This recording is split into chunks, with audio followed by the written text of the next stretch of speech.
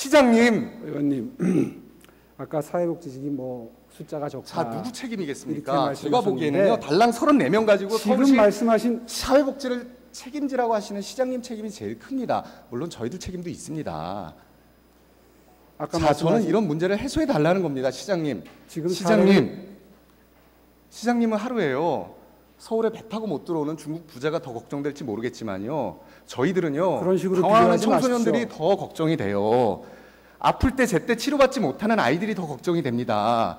이런 것 때문에 애 낳기 싫어하는 젊은 주부들의 걱정이 더 걱정이 돼요. 시장님은 예를 들어서 노인복지도 그렇습니다. 9988 센터 만들어가지고 사교활동 못 찾는 어르신들이 더 걱정되는지 모르겠지만요, 저희는 쪽방촌에서 하루 종일을 골목길에서 헤매야 되는 노인들 점심 걱정이 더 걱정이 되는 거예요. 그게 잘못입니까? 그게 무리한 생각입니까?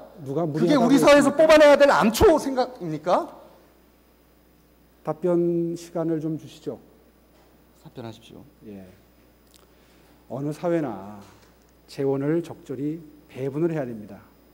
근데 제가 시정 질문 받는 이 의석에 나와서 늘 느끼는 것은 사회 현상 중에 가장 가슴 아픈 부분을 이야기하시면서 성장을 위한다거나 10년 뒤, 20년 뒤에 서울에 먹거리를 창출하기 위해서 투자하는 사업은 당장 필요 없는 것처럼 치부를 하시는 의원님들 뵐 때마다 늘 굉장히 당황스럽습니다.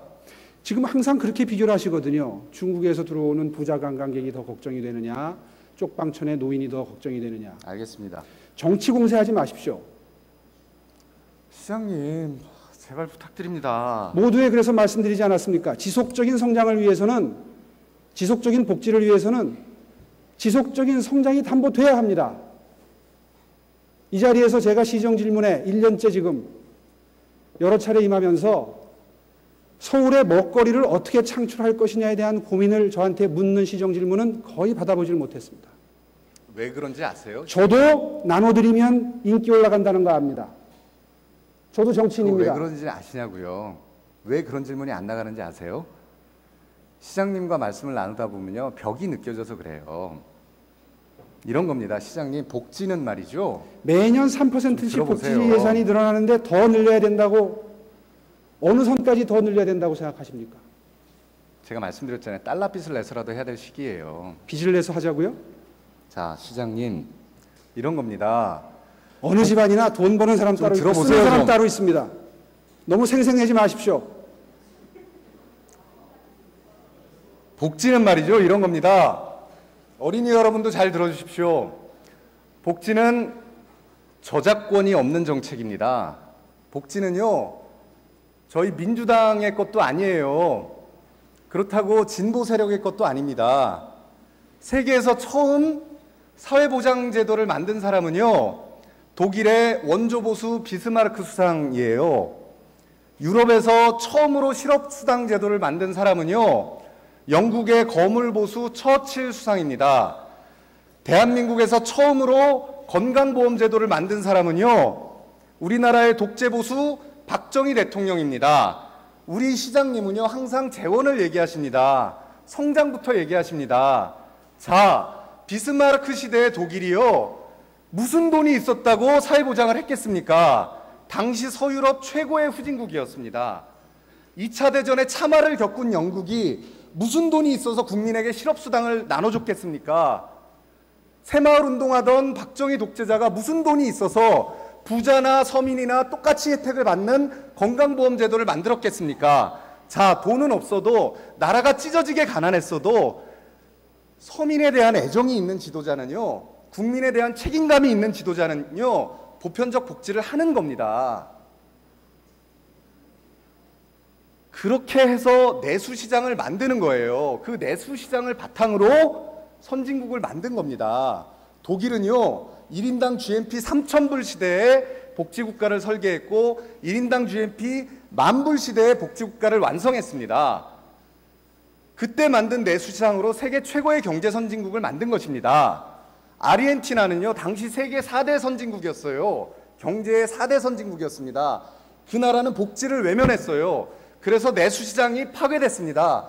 그 이후에 몇 번의 경제 위기를 거치면서요, 어떤 처방을 써도 소용없는 지금의 사회가 되었습니다. 역사의 교훈은 명확합니다. 가난했던 독일에는요, 다행스럽게도 오늘의 오세훈 시장 같은 지도자가 없었던 거고요. 부자였던 아르헨티나는요, 불행하게도 오늘의 오세훈 시장 같은 지도자가 나라를 이끌었던 겁니다. 시장님을 보면요, 특권 의식에 똘똘 뭉쳐 있다는 게 정말 보여요. 보고 싶지 않아도 보여요. 정말 잘 보이거든요. 시장님 고위공직자 임명 다 고시 출신만 하시죠. 한번 돌아보세요. 전부 다 고시 출신이거든요. 예전에 고건시장 때는요, 저 자리의 절반이 비고시 출신이었습니다. 그런데 지금은 전부 다 고시 출신들입니다. 저거를 보는 서울시 중하위 공무원들이 무엇을 생각하겠습니까? 어떤 생각을 갖게 되냐면요, 나는 아무리 열심히 일해도 저 자리에 올라갈 수 없다는 좌절감을 주거나, 그를 통한 복지부동을 하게 하거나, 때로는 부패까지도 만들게 합니다. 아니면 그게 아니라면 어떻게든 내가 저 높은 특권 의식에 맞춰서 뭐라도 해봐야겠다라는 생각을 하게 됩니다. 그래서 시장님이라도 한번 납시면요, 구두에 흙 안 묻혀드리게 하려고 2,500만 원을 들여서 일회용 철제 계단을 만들어 드리는 사고가 나오는 겁니다. 시장님, 이거 진지하게 좀 생각해 봐 주십시오. 시장님, 서울 시민에게 있어서요, 서울의 얼굴은 죄송합니다만 시장님이 아닙니다. 자기의 일 때문에, 자기의 민원 때문에 만나게 되는 서울시 구급 공무원이 서울시의 얼굴입니다.